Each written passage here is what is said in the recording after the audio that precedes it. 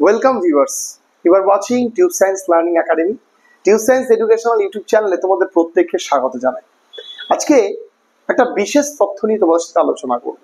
তার কারণ অনেক ক্যান্ডিডেটই তোমরা ইতিমধ্যেই বারবার জিজ্ঞাসা করো যে স্যার আমাদের যে প্রাইমারি ইন্টারভিউ এর জন্য আমরা যে প্রস্তুতিটা নিচ্ছি আমাদের কি আদৌ ইন্টারভিউ এর নোটিফিকেশন আসবে নাকি আমরা শুধু ইন্টারভিউ প্রস্তুতি নিয়ে যাব। খুব স্বাভাবিক ব্যাপার, তোমাদের অলরেডি ইন্টারভিউ প্রিপারেশনস নেওয়া প্রায় 1 বছরের কাছাকাছি হচ্ছে, 1 বছরের কাছাকাছি। তো আলটিমেটলি এই জায়গায় এই পরিস্থিতিতে এসে কি তোমার মানসিকতা থাকতে পারে, কি ডিরেকশন থাকতে পারে, আদৌ তোমার এখন অন্য কোনো পরীক্ষার জন্য খাটা উচিত নাকি সত্যি প্রাইমারি এক্সামিনেশন হবে এবং প্রাইমারির দিকে তাকিয়ে তুমি থাকতে পারো।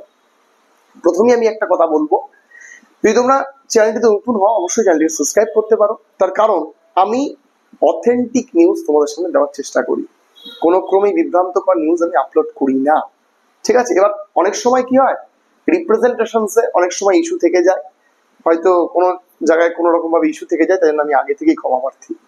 তো চলো আজকে আমরা সেটাই জানবো যে সত্যি কি আদৌ সম্ভব, কি আমার কাছে যেটুকু নিউজ আছে তার উপর ভিত্তি করে আমি কি বলতে পারি তোমাদের।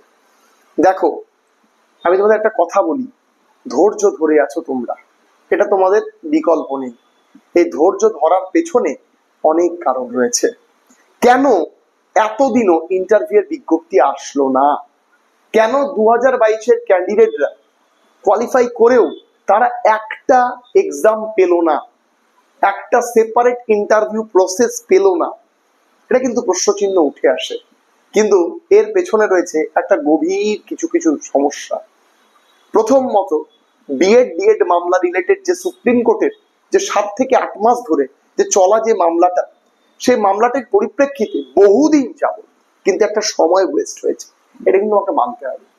তারপর সেই মামলার রায় আসে এবং সেই মামলার রায়ের রেসপেক্টে, একথা বলতে আমার কোনো অস্বীকার নেই, সেই মামলার রায়ের রেসপেক্টে প্রত্যেকটা স্টেট যেখানে তারা স্টেপ নিয়েছে, তারা নতুন প্যানেল বার করছে বা কোনো না কোনো স্টেপ নিয়েছে, সেইখানে আমাদের রাজ্য সরকার তথা প্রাথমিক শিক্ষা পর্ষদ সম্পূর্ণরূপে সন্দিহীন প্রকাশ করেছে। তার কারণ তাদের কোনো রকম কোনো স্টেপ এখনো অবধি দেখা যায়নি যে না এই অর্ডার বেরিয়েছে এর পরিপ্রেক্ষিতে, বা একটা তথ্য কিছু না। কেন ভগবান জানে।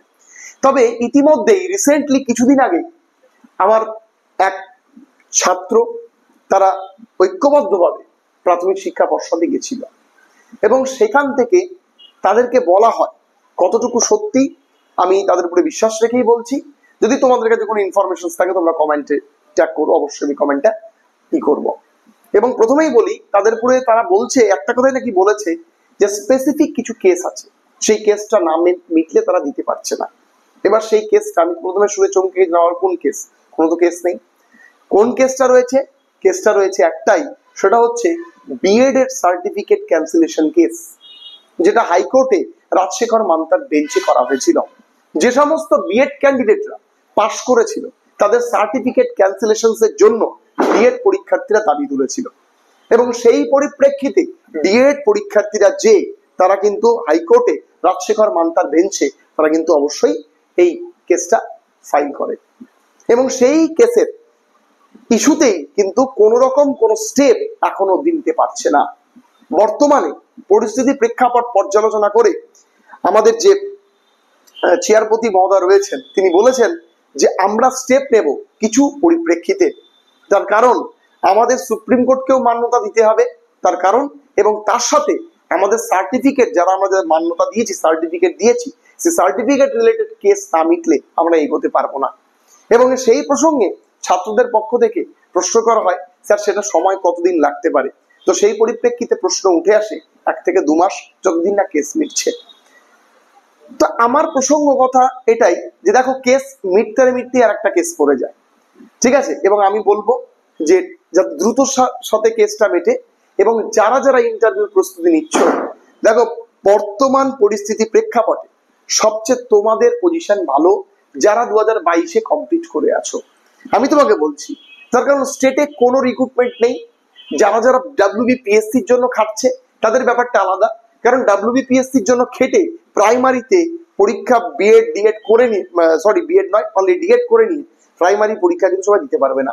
এবং 90% ক্যান্ডিডেটই কিন্তু প্রাইমারি পরীক্ষার যা প্রশ্ন বা কোয়ালিটি পরীক্ষা দিয়েও কিন্তু খুব লাভ হবে বলে আমার মনে হয় না।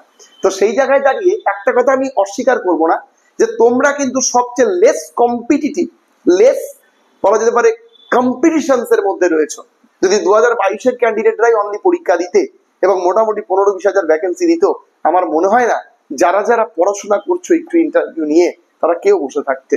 তো সেই জায়গায় দাঁড়িয়ে আমার প্রশ্নচিহ্ন উঠে চলে এসেছে যে 2023-এর ক্যান্ডিডেটরাও কোয়ালিফাই করবে, ফলে কিছু সংখ্যক পরীক্ষার্থী বাড়বে, তাতে চিন্তার কোনো কারণ নেই। যারা কোয়ালিটি ক্যান্ডিডেট তারা তাদের পার্সিভারেন্স দ্বারা ডেফিনেটলি তারা তাদের সেই জায়গায় তাদেরকে নিয়ে যাবে। এবং আমি এই প্রসঙ্গে একটা খুব গুরুত্বপূর্ণ তথ্য বলে রাখি, যে তোমাদের আমি যেটুকু ইনফরমেশন পেয়েছি যে পরবর্তী 2024-এর টেট এবং 2022 এবং সামথিং যদি 23-এর দিয়ে দেয়, 23-এর দিয়েই দেবে, তাদের যদি একত্রীকরণ ভাবে ইন্টারভিউ নোটিফিকেশন বেরোতে পারে এবং কোন ক্রমে যদি 22-এর ক্যান্ডিডেটরা ঐক্যবদ্ধ ভাবে তারা সেপারেট ইন্টারভিউ প্রসেস চায়, তাহলে কিন্তু ইন্টারভিউ তাদের জন্য বিভিন্ন ব্যবস্থা নিতে পারে। তার কারণ 2014 দেখো আমি যেটা বলছি সেটা এই যে যেটা বললাম যে 22-এর জন্য সেপারেট ইন্টারভিউ, এটা কিন্তু আমার ব্যক্তিগত বিমত। কেন? কারণ ভাই যারা 22 থেকে 8 বছর থেকে পড়ছে তাদের অন্যায়টা কি? তাদের অন্যায় কিছু নেই, ঠিক আছে? যারা যারা সবাই তো চাইবে বেরিয়ে বেরিয়ে চাকরি পাবো, কিন্তু যারা এতদিন ধরে পেশেন্স ধরে বসে রয়েছে তারা কি? তারা ঘন্টার পর ঘন্টা পড়াশোনা করছে। প্রচুর ক্যান্ডিডেট আছে যারা আমার ইন্টারভিউ ব্যাচে পড়াশোনা করছে, তো তাদের ভবিষ্যৎটা কি? তো আলটিমেটলি বলছি যারা যারা পড়ছো, দেখো ধৈর্য ছাড়া না শিক্ষকতা আর হবে না। একটা পরিষ্কার কথা, যার ধৈর্য আছে সে শিক্ষক হতে পারবে, যার ধৈর্য নেই সে এদিক ওদিক মাথা দিয়ে বেরোবে, সে আলটিমেট যাই হোক বর্তমান জামানায় সে শিক্ষক হবে না। কেন বলছি? তার কারণ অনেক কারণ রয়েছে। কারণ শিক্ষকতা কিন্তু চারিদিক দিয়ে শিক্ষকতা পেশাটাকে নিয়ে যে খেলাধুলা শুরু হয়েছে, জানি না আদৌ আমাদের জন্মকালে আমরা দেখতে পারবো কিনা থামবে। তবে হ্যাঁ, অবশ্যই থামবে, কারণ শিক্ষার বাণী কিন্তু কখনো মানে বলে না মূর্ছিত থাকে না। তো সেই পরিপ্রেক্ষিতে বলতে পারি একটা না একটা সার্টেন সময় এগুলো সবই ঠিক হবে। হয়তো কিছু পরিস্থিতি প্রেক্ষাপটে এই জায়গায় এসে দাঁড়িয়ে রয়েছে। তবে হ্যাঁ, আমি এটাও সবার শেষে বারবার বলে রাখছি যে প্রাইমারি ক্যান্ডিডেট, যে সমস্ত ক্যান্ডিডেট মন দিয়ে পড়াশোনা করছো বা পড়াশোনা ইন্টারভিউ দেখছো সপ্তাহে 1 থেকে 2 দিন বা কয়েক ঘন্টা, আমি তোমাদের বলি এই ক্ষুদ্র ক্ষুদ্র পদক্ষেপ তোমাদেরকে যে কত বড় সাফল্যের দিকে এগিয়ে যাচ্ছে তোমরা কল্পনা করবে না। হয়তো আমার কথাটা আজকে তোমাদের খারাপ লাগতে পারে যে স্যার এই কথাটা হয়তো বলছে স্যার আমাদের পড়াচ্ছে তাই মোটিভেট করার জন্য। শুধু মোটিভেট করার জন্য নয়, একটু ঠান্ডা মস্তিষ্কে ভেবে দেখো, একমাত্র প্রাইমারি 2022-এর কোয়ালিফাই ক্যান্ডিডেটরাই বুক চিতিয়ে বলতে পারে যে যদি সঠিকভাবে নোটিফিকেশন বেরোয় আমরা সবাই চাকরি পাবো। কোনো পরীক্ষায় কেউ বলতে পারবে না। তো এই ছিল আজকের ভিডিও, এবং আশা করছি তোমরা ভিডিওটির মারফত সম্পূর্ণ তথ্য তোমাদের কাছে তুলে ধরতে পেরেছি, যেগুলো আমি চাইছিলাম তোমাদের কাছে তুলে ধরতে। তার মধ্যে সেটা দুটো গুরুত্বপূর্ণ তথ্য বলে রাখি। 2024-এর টেট কিন্তু হচ্ছেই, এবং যারা যারা টেট পরীক্ষার জন্য পড়াশোনা শুরু করবে ডেফিনেটলি টেট পরীক্ষার জন্য পড়াশোনা করছো অলরেডি, এবং আমরা আমাদের তরফ থেকে একটা ব্যাচ লঞ্চ করছি খুব শীঘ্রই, 5 থেকে 7 দিনের মধ্যে অ্যানাউন্সমেন্ট করবো ভেবেছি। এবং সেই রেসপেক্টে তোমরা যারা যারা যুক্ত হতে চাও অবশ্যই প্রাইমারি টেটের ব্যাচে যুক্ত হতে পারবে। এবং যারা ইন্টারভিউ প্রস্তুতি নিচ্ছ খুব ভালো করে ইন্টারভিউ প্রস্তুতি নাও, এবং সব সময় নয়, কিছু সময় নিজেকে দেখাও, নিজেকে রিপ্রেজেন্টেশন করো, যাতে তুমি একটা ক্ষুদ্র ক্ষুদ্র স্টেপে নিজেকে একটা পর্বত সমূহ, নিজেকে একটা উচ্চতায় নিয়ে যেতে পারো। সবাই খুব ভালো থেকো, সুস্থ থেকো। আজকের ভিডিও এইটুকুই।